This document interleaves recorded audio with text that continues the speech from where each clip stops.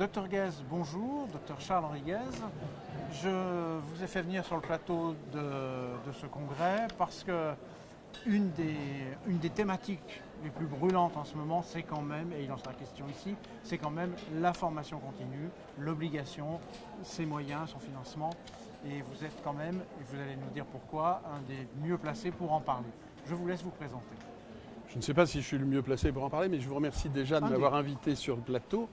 Alors je suis médecin généraliste dans un cabinet à Sainte-Foy-lès-Lyon, donc médecin généraliste libéral.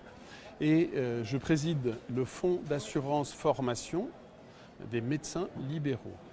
C'est un fonds qui a été créé il y a de nombreuses années et qui a pour mission de recevoir la collecte de la contribution à la formation professionnelle de chaque médecin libéral de 97 €.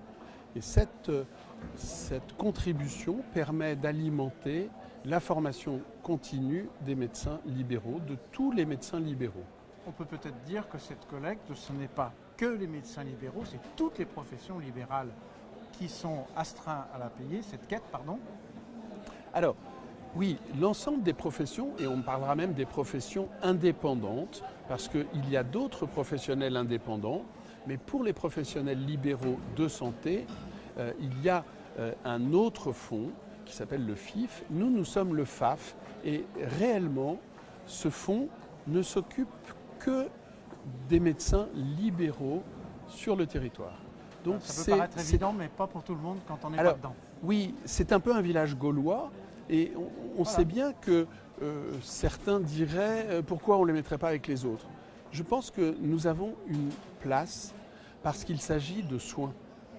Et dans le parcours de soins, j'entends dire que le médecin en est le pivot.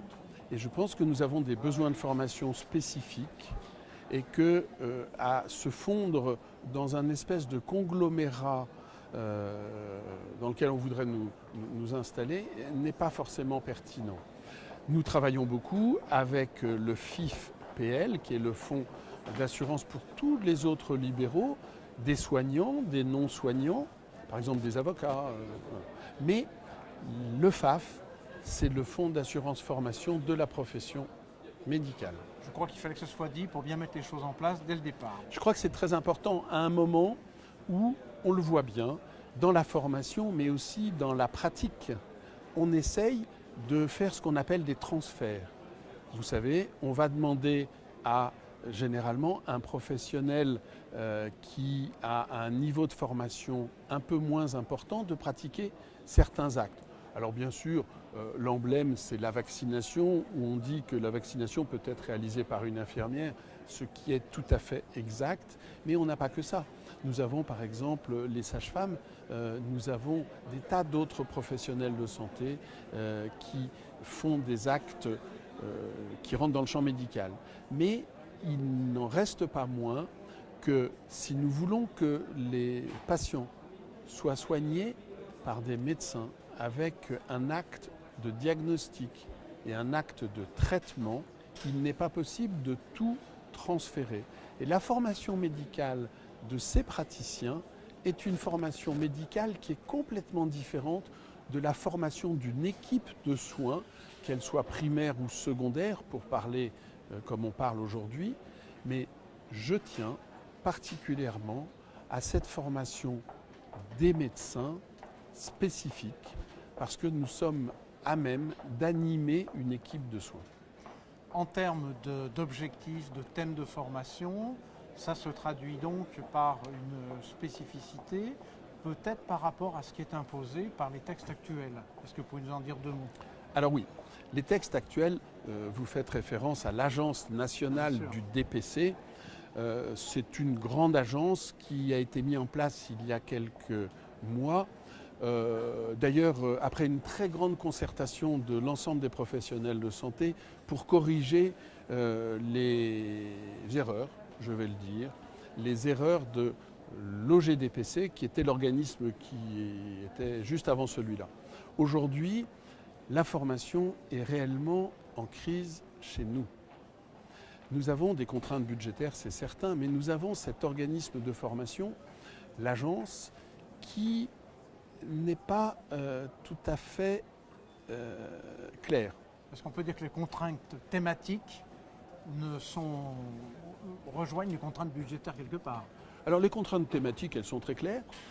L'Agence nationale de développement professionnel continu est un organe qui est chargé de mettre en place les axes prioritaires de la ministre de la Santé en place. Donc, toute l'offre de formation est une offre qui répond à des critères administratifs qu'on appelle les axes prioritaires de la formation, définis par la ministre, le ministre, toutes les années. Et aujourd'hui, ce décret est sorti fin décembre et nous avons les actions prioritaires de formation dans le cadre de l'agence. Alors, est-ce qu'elle recouvre les besoins de médecins libéraux? Aujourd'hui, force est de constater que les besoins des médecins libéraux ne sont pas, et de loin, tous satisfaits dans le cadre du projet de formation des ministres. Nous avons des spécificités de formation qui sont différentes de ce que souhaite le ministre.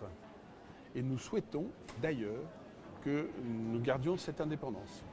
Est-ce qu'il n'est pas finalement ce serait pas souhaitable de valoriser en termes d'acquis de formation cette partie qui pour l'instant n'est pas prise en compte et qui pourtant est essentielle? Alors, nous avons tenu à ce que la formation qui est prise en charge par notre fonds d'assurance permette quand même d'être une des briques, je vais parler comme la directrice de l'agence, une des briques de notre parcours de formation. Au moins vous avez un langage commun, c'est bien. Alors nous avons beaucoup de choses en commun, je l'espère. Et d'abord, nous avons en commun la qualité des soins. Derrière, et je l'entends, le ministre a un souci d'efficience et une enveloppe budgétaire qui est contrainte. Je rappelle que les formations à l'agence se sont arrêtées en juillet 2016 par manque d'argent. Notre fonds d'assurance, avec une gestion prospective prudente, a lui aussi des enveloppes contraintes. Mais par contre, nous tenons un budget et nous n'arrêtons pas de fonctionner au mois de juillet. Nous accompagnons les professionnels de santé, quels qu'ils soient, médecins généralistes, médecins spécialistes, dans tous leurs programmes de formation, sous réserve naturellement que les structures qui dispensent ces formations soient des structures habilitées par notre fonds pour permettre d'en valoriser la qualité, l'efficience et aussi le coût.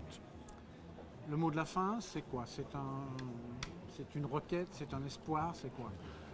Alors le mot de la fin, c'est incontestablement un espoir, puisque aujourd'hui, nous pouvons nous former, nous pouvons choisir notre formation et le FAF aide les professionnels libéraux à se former. Il ne reste pas moins que si nous avions des disponibilités financières plus importantes, nous pourrions avoir une offre de formation beaucoup plus étoffée qui satisferait probablement encore plus de confrères. Non, je pense une note d'espoir, mais il faut que nous soyons tous persuadés du fait que notre formation est à défendre, la formation initiale est attaquée, la formation continue l'est encore plus. Et pour la qualité des soins, nous devons d'être vigilants avec tout ce qui nous arrive comme décret, contre-décret, circulaire, des choses qui, à nous libéraux, sont assez pénibles, mais qui sont un passage obligé pour proposer des formations de qualité. Donc, expectative vigilante pour ce qui suit. Nous sommes, oui, tout à fait. L'expectative, non. Nous sommes proactifs. Oui. Nous faisons des propositions. Nous ne sommes plus là pour attendre. Nous attendons depuis trop longtemps.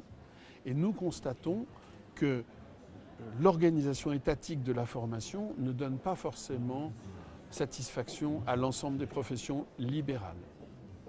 Merci beaucoup pour cette intervention qui clarifie pas mal de choses, je crois. Eh bien, merci Jean-Louis Gaillet. Vous connaissez bien le dispositif et je terminerai en disant cependant que vous avez beaucoup œuvré dans la formation et au nom de l'ensemble des libéraux, je tiens à vous remercier. Eh bien, je vous en remercie très sincèrement. Merci.